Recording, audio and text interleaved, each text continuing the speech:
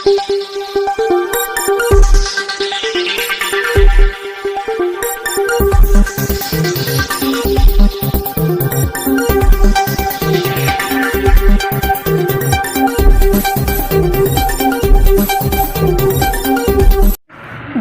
लेखक संघ फैजाबाद द्वारा बुधवार को प्रेमचंद जयंती के अवसर पर एक गोष्ठी का आयोजन शहर के मोतीबाग के आभा होटल के सभागार में किया गया।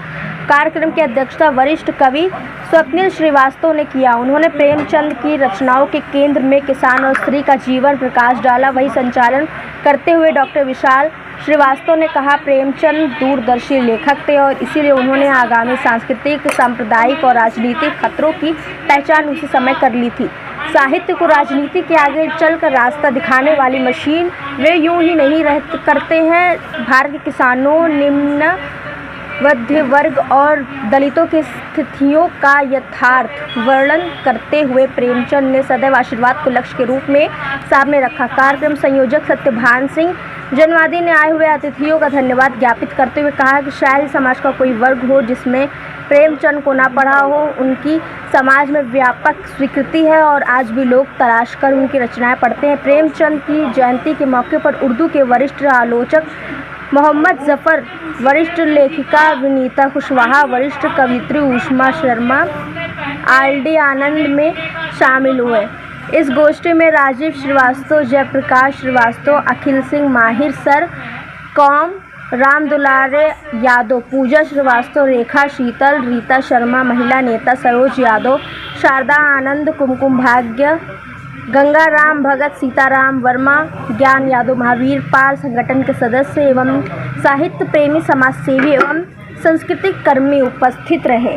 संघ फैजाबाद की इकाई प्रेमचंद जयंती के अवसर पर एक संगोष्ठी का आयोजन आज कर रही है, जो आयोजित हो रही है। इसमें शहर के साहित्यकार, लेखक और जनवादी लेखक के संघ के साथ ही साथ अन्य जो प्रगतिशील संगठन हैं, जैसे कि प्रगतिशील लेखक संघ, जन संस्कृति मंच और अन्य भी जो लेखक संगठन हैं, उनके जो प्रतिनिधि हैं वो सम्मिलित हो रहे हैं और बहुत गंभीर गोष्ठी हम उनके विषय में आयोजित कर रहे हैं। इसमें फैजाबाद के साथ साथ आसपास के जो ज़िले हैं, सुल्तानपुर, अम्बेडकर नगर, बस्ती, अन्य जनपदों से प्रतिनिधि आए हुए हैं जो अपनी बात यहाँ मंच पर प्रस्तुत कर रहे हैं। प्रेमचंद के कथा साहित्य पर एक आलोचनात्मक विमर्श वो हमारे बीच रख रहे हैं। प्रेमचंद बहुत लोकप्रिय लेखक रहे हैं और हम सभी ने बचपन से लेकर के अब तक उनकी कहानियाँ सुनी हैं, पढ़ी हैं। जैसे आप उदाहरण लें, ईदगाह कहानी है और उसमें जो हामिद है वो ईदगाह जाता है तो वो खिलौना नहीं खरीदता है और अपनी दादी के लिए चिमटा खरीदता है। बाल मनोविज्ञान की कहानी है। इसी तरह मंत्र कहानी है।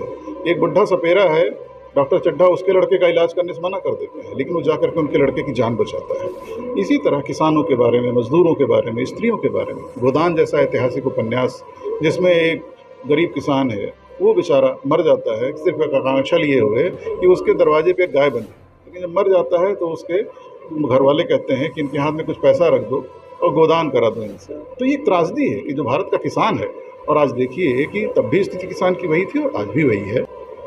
मुंशी प्रेमचंद जी की 144वीं जन्म जयंती मनाई जा रही है और फैजाबाद के वरिष्ठ साहित्यकार, लेखक, रचनाकार, प्रगतिशील साथी यहाँ मौजूद हैं और प्रेमचंद जी के बारे में जो उनका इतिहास है उनके बारे में चर्चा और उनके विषय के बारे में लोग चर्चा कर रहे हैं और जो उनकी कहानियाँ हैं, कहानियों के बारे में हम लोग उससे हम लोग को भी जानकारी मिल रही है और बड़े लेखक यहाँ मौजूद हैं। डॉक्टर स्वप्निल श्रीवास्तव जी, विनीता कुशवाहा जी, आरडी आनंद जी और जफ़र साहब हैं।